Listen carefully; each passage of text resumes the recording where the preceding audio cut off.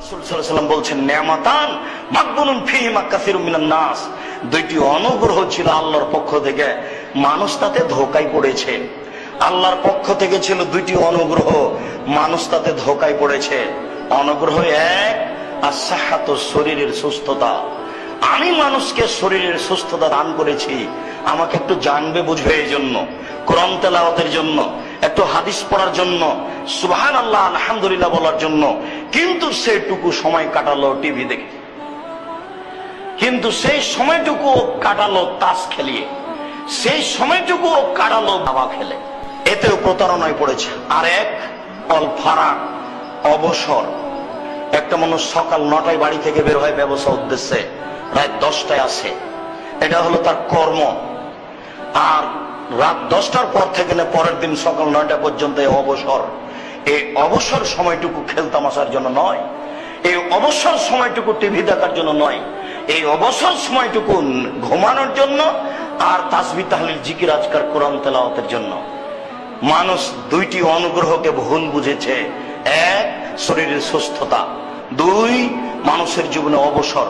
আমরা তো বুঝেছি যে চাকরি শেষ হয়ে গেলে অবসর, রিটায়ার্ডের নাম অবসর। জি না, আল্লাহ তাআলা বলছেন আমাদের নবীকে, ফাইদা ফারাগতা ফানসব ওয়া ইলা রাব্বিকা ফারগাব, যখন আপনি আপনার কর্ম থেকে অবসর হবেন। তো রাসূল সাল্লাল্লাহু আলাইহি ওয়াসাল্লাম কোন চাকরি করতে গিয়ে রিটায়ার্ড হলেন? যখন আপনি আপনার কর্ম থেকে অবসর হবেন, তখন আপনি কঠোর পরিশ্রমে আত্মনিয়োগ করুন। তাহলে ওই কর্মের চেয়ে কর্ম কঠিন। সারা দিন ডিউটি করেছেন, ধরেন দাঁড়িয়েছিলেন, পাহারাদার হয়েছিলেন, 8 ঘন্টা পাহারাদার ব্যাংকের, এটা কর্ম। ওটা যত কঠিন ছিল, এখনকার সময়টা আরো কঠিন বলে আল্লাহ বলছেন। সেটা কি? মনটা চাচ্ছে একটু টিভি চালাই, তখন বিবেক বলছেন না, তাসবিহ গণনা করতে হবে, যে কোরআন তেলাওয়াত করতে হবে, যে মনটা চাচ্ছে, শরীর খুব ক্লান্ত, ঘুমিয়ে যায়, কিন্তু আল্লাহ বলছেন না, কিছুক্ষণ কোরআন তেলাওয়াত করতে হবে, কিছুক্ষণ বই পড়তে হবে, কিছুক্ষণ সুবহানাল্লাহ আলহামদুলিল্লাহ বলবে। দেখেন আল্লাহ কেন বললেন ফাইযা ফারাগতা ফানসব, যখন আপনি অবসর হবেন তখন আপনি কঠোর পরিশ্রমে আত্মনিয়োগ করুন। আপনাকে আমি বুঝাতে পারছি না, আপনার কর্মের চেয়ে আল্লাহ ইবাদতে যেটা লাগবেন এটা বেশি কঠিন। ওটা ছিল আপনার জীবনের কর্ম উপার্জনের জন্য, ওটা যত কঠিন, ইবাদতের বিষয়টি তার চেয়ে অনেক অনেক অনেক বেশি কঠিন।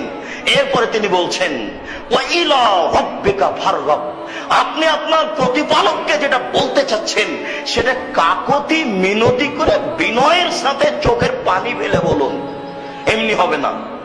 ওয়া ইলা রাব্বিকা ফারগাব, ফারগাব শব্দের সাথে যখন ইলা শব্দ ব্যবহার হয়, তখন হয় একবারে বিনয়ের সাথে বলা, কান্নাকাটির সাথে বলা, কাকুতি মিনতি করে বলা।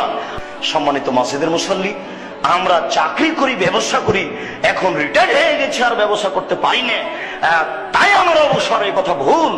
মানুষের জীবনে যে যেটা কর্ম করে উপার্জনের জন্য, ওই কর্মটুকু 24 ঘন্টার যেটুকু ফাঁকা আছে সেটুকুর নাম অবসর। আমি কি দিয়ে বুঝাই, আমি হয়তো বুঝাতে পারছি না। আপনার কর্মজীবনে যেটুকু কর্ম আছে, এরপরে যেটুকু থাকছেন, সেটুকুর নাম অবসর সময়। রাসূল সাল্লাল্লাহু আলাইহি ওয়াসাল্লাম বলছেন যে আল্লাহ তাআলার পক্ষ থেকে মানুষের জীবনে ছিল দুইটা আল্লাহর অনুগ্রহ, মানুষ তা ভুল বুঝলো। তার একটা অনুগ্রহ হচ্ছে শরীরের সুস্থতা। অসুখ হলে আপনি ইবাদত করতে পারবেন না, তাই আপনার সুস্থতা হচ্ছে আল্লাহর বড় দান, আপনার সুস্থতা হচ্ছে আল্লাহর বড় দান।